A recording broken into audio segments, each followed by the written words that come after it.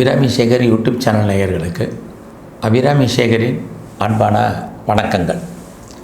மகர ராசியில் பிறந்தவங்களுக்கு சனி பகவானால் இந்த வக்கரத்தால் ஏற்படக்கூடிய பலன்கள் எப்படி இருக்கும் அதை தான் இப்போ பார்க்குறோம்.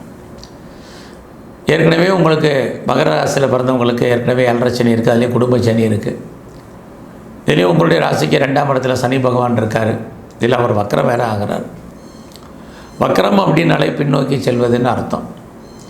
எப்போ சனி பகவான் வக்கரம் ஆகிறார்னா ஜூன் மாதம் 29ஆம் தேதியிலிருந்து நவம்பர் 15ஆம் தேதி வரைக்கும் கிட்டத்தட்ட சுமார் ஒரு 136 நாட்கள், அதாவது ஒரு 4.5 மாதம் சுமார் வக்கரம் ஆகிறாரு எங்கே கும்பராசிலேயே. ஆக இந்த வக்கரமான இந்த காலகட்டங்களில் அவர் புரட்டாதி நட்சத்திரம் சொல்லக்கூடிய குரு பகவானுடைய நட்சத்திரம்,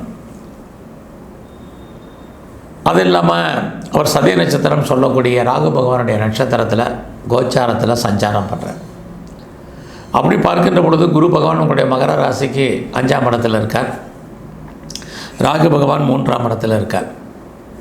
இதையெல்லாம் கணக்கில் எடுத்துக்கிட்டு இந்த வக்கரமான காலங்கள் எப்படி இருக்கும், என்ன மாதிரியான பலன்கள் நடக்கும் அப்படின்னு பார்க்குறோம்.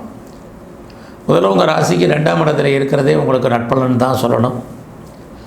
எப்பயுமே 2ஆம் இடம் நீங்கள் லைஃப்பில் நம்ம எல்லோரும் கஷ்டப்பட்டு உழைச்சி சம்பாதிக்கக்கூடிய சம்பாத்தியங்கள். ஆக கடந்த காலங்களில் நம்ம எவ்வளோ கஷ்டப்பட்டு உழைச்சி சம்பாதிச்சிருந்தாலும் கையில் பணம் தனம் பொருள் என்பது இருக்கான்னா இருக்குது. இந்த தடவை இந்த வக்கரமான காலத்திலே உங்களுக்கு இருக்கும், ஆனாலும் அதற்கான செலவினங்களும் இருக்கும். ஏன்னா உங்களுடைய ராசிக்கு 5ஆம் இடத்துல குரு பகவான் இருக்கார்.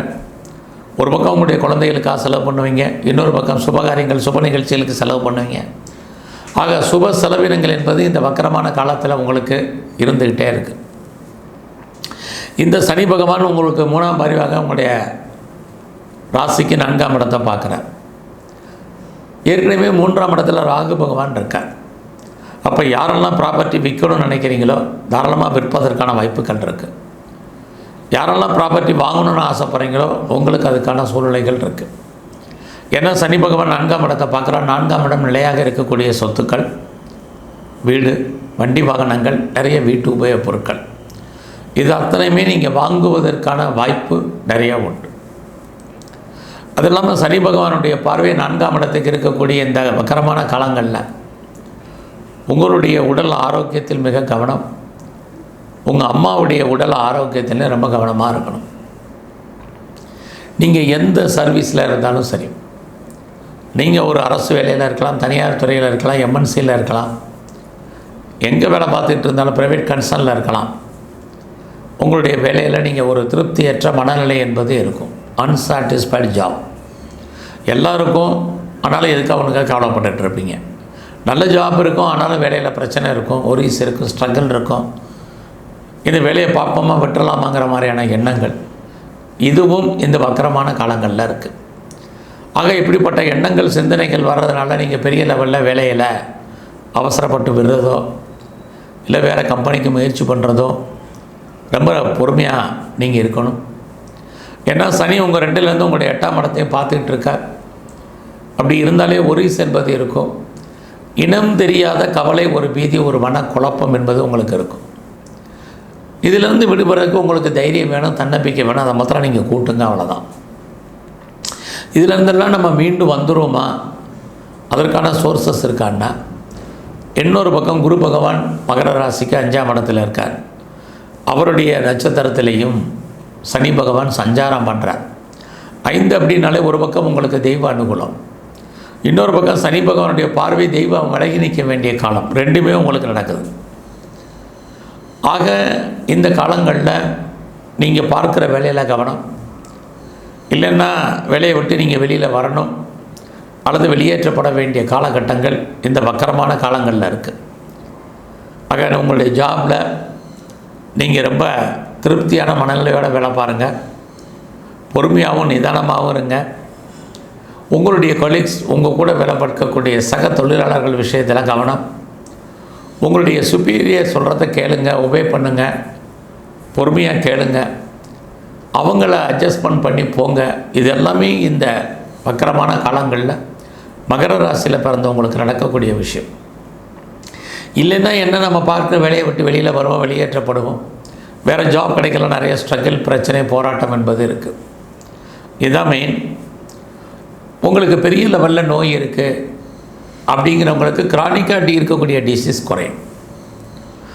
அது இல்லாமல் பெரிய லெவலில் எனக்கு கடன் இருக்குது அப்படிங்கிறவங்களுக்கு ஒரு கடனை வாங்கி இன்னொரு கடன் அடைப்பதற்கான சூழ்நிலைகள் இருக்குது. ஏற்கனவே உங்களுடைய சனி பகவான் உங்களுடைய ராசிக்கு 8ஆம் இடத்தை பார்க்குறார். 8 அப்படின்னாலே கடன் வாங்கி கடன் அடைப்பது, அல்லது புதிய கடன் உருவாகுவது, அல்லது பெரிய லெவலில் நம்ம வட்டி கட்டுறது, இது அத்தனையுமே இருந்துக்கிட்டே தான் இருக்குது. அதனால் எல்லா விஷயத்திலும் கவனம், குறிப்பாக கவர்மெண்ட் விஷயத்தில் கவனம். நீங்கள் யாருக்காவது ஷூரிட்டி போடணும், செக்யூரிட்டி கொடுக்கணும் அப்படின்னா அடக்கி வாசிங்க.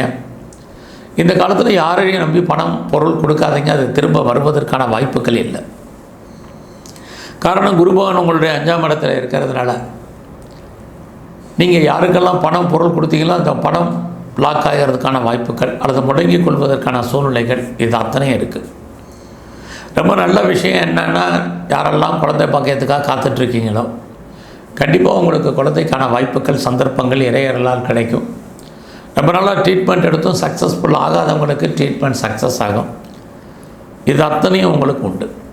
மகர ராசியில் பிறந்த உங்களுக்கு இந்த வக்கரமான காலத்தில் உங்கள் நட்பு வட்டாரம் பெரிய லெவலில் நன்மையை செய்வார்கள், அல்லது அவர்களால் மகிழ்ச்சி, சந்தோஷம் இருக்குது. குறிப்பாக அந்நிய பாஷை மொழி பேசும் நண்பர்களால் சகாயம், இதெல்லாம் இருக்குது. இந்த காலங்களில் உங்களுடைய காதல் விஷயங்கள் உங்களுக்கு ஏற்படும். அந்த லவ் சக்ஸஸால் நிறைய ஸ்ட்ரகிள் இருக்குது, ஆனாலும் இறுதி வெற்றி உங்களுக்கு தான். உங்களுக்கு சனி பகவான் 8ஆம் இடத்தை பார்த்தால் கூட யாருக்கெல்லாம் பெரிய லெவலில் ஆன்சஸ்ட்ரல் ப்ராப்பர்ட்டி கிடைக்கணும்னு எதிர்பார்த்துட்ருக்கீங்களோ கொஞ்சம் வெயிட் பண்ணுங்கள். அந்த முன்னோருடைய சொத்து கிடைக்கிறதுல நிறைய தடைகள் என்பது இருந்துக்கிட்டே இருக்குது. ஆக ஒரு பக்கம் சனி பகவானால் வக்கரமான காலங்களில் நன்மை, இன்னொரு பக்கம் பார்த்திங்கன்னா சனி பகவான் ராகுவோடைய நட்சத்திரத்தில் பண்ணுறதில் உங்களுடைய முயற்சி ஸ்தானத்தில் ராகு இருக்கார். இந்த வக்கரத்திலே நீங்கள் முக்கியமாக பார்க்க வேண்டியது, மகர ராசியில் பிறந்தீங்க, உங்களுடைய முயற்சி மாத்திரம் எப்பயுமே விட்டுறாதீங்க. ஏன்னா உங்களுடைய முயற்சி ஸ்தானத்தில் ராகு இருக்கார். நீங்கள் யாரோடெல்லாம் தொடர்பு கொள்ளணும்னு நினைக்கிறீங்களோ அவங்களோடலாம் நேரடியான தொடர்பை வச்சுக்கோங்க, அதுதான் ரொம்ப நல்லது. யாரெல்லாம் தகவல் தொடர்பு சாதனத்தை கையாண்டுட்டு இருக்கீங்களோ அல்லது அது சம்மந்தப்பட்ட துறைகளில் நீங்கள் இருக்கீங்களோ உங்களுக்கு வாழ்க்கையில் மிகப்பெரிய முன்னேற்றம் இந்த காலங்களில் இருக்குது. யாரை நம்புறது, யாரை நம்ப வேண்டாம், யார் நல்லவங்க யார் கெட்டவங்க அப்படிங்கிறதெல்லாம் இந்த வக்கரமான காலத்தில் நீங்கள் உணர்ந்து கொள்ளக்கூடிய ஒரு வாய்ப்பை கிரகங்கள் உங்களுக்கு ஏற்படுத்தும். இதுவும் இந்த காலத்தில் இருக்குது. இந்த காலத்தில் அப்பாவுடைய உடல் ஆரோக்கியத்தில் கவனம் செலுத்துங்க. அப்பாவுக்காக செலவு பண்ண வேண்டிய காலம், அப்பா உங்களை விட்டு பிரிஞ்சு போக வேண்டிய காலம், அல்லது அப்பா விட்டு நீங்கள் பிரிஞ்சிருக்க வேண்டிய காலமும் இந்த வக்கரமான காலத்தில் இருக்குது. வக்கரம் அப்படின்னாலே பின்னோக்கி செல்வது மட்டும் இல்லை, பலம்னு அர்த்தம். எந்த அளவுக்கு நல்ல பலன்களும் நடக்கும், அந்த அளவுக்கு கெடுபலன்களும் அவர் செய்கிறதுக்கு தயங்க மாட்டார். ஆகையினால உங்களுடைய இஷ்ட தெய்வம் எதுவும் அதை நல்லா வணங்கி வாங்க. உங்களுடைய குலதெய்வத்தையும் நல்லா தரிசனம் பண்ணுங்கள். ஒரு லாங் ஜேர்னி போகிறதுல பொறுமையாக இருங்க. ஒரு நீண்ட தூர பிரயாணம் போகிறதையும் கொஞ்சம் அவாய்ட் பண்ணுங்கள். எதிர்பாராத தெய்வ தரிசனம், ஆலய தரிசனம் அமைவதற்கான போவதற்கான வாய்ப்புகள்லாம் உண்டு. இந்த வக்கரமான காலங்களில் நீங்கள் சிவன் கோயிலில் இருக்கக்கூடிய நந்தியம் பெருமானையும் பைரவரையும் தரிசனம் பண்ணுங்கள். பெருமாள் ஸ்தலத்தில் இருக்கக்கூடிய ஆஞ்சநேயருடைய வழிபாடும் கருடாழ்வாரையும் ரெகுலராக நீங்கள் இந்த வக்கரமான காலத்தில் கும்பிட்டு வாங்க, அர்ச்சனை பண்ணுங்கள், ஆராதனை பண்ணுங்கள். முடிஞ்சால் விளக்கேற்றுங்க, வரக்கூடிய கெடுபலங்கள் குறையும். நல்லதொரு நன்மைகள் உங்களுக்கு அமைவதற்கான வாய்ப்பு கிரகங்களால் ஏற்படும். நன்றி, வணக்கம்.